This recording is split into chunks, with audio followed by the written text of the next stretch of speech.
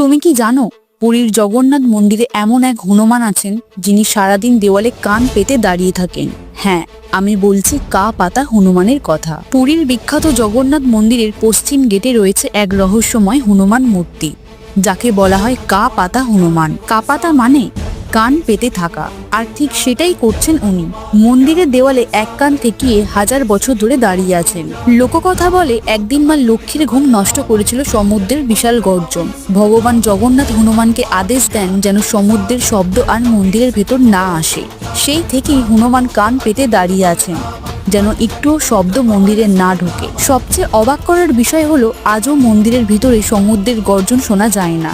বাইরে যতই ঢেউ উঠুক না কেন, ভিতরে এক রহস্যময় নিস্তব্ধতা। এই হনুমানজিকে আরও একটা নামে ডাকা হয়, দাঁড়িয়া মহাবীর, অর্থাৎ সমুদ্রের রক্ষক।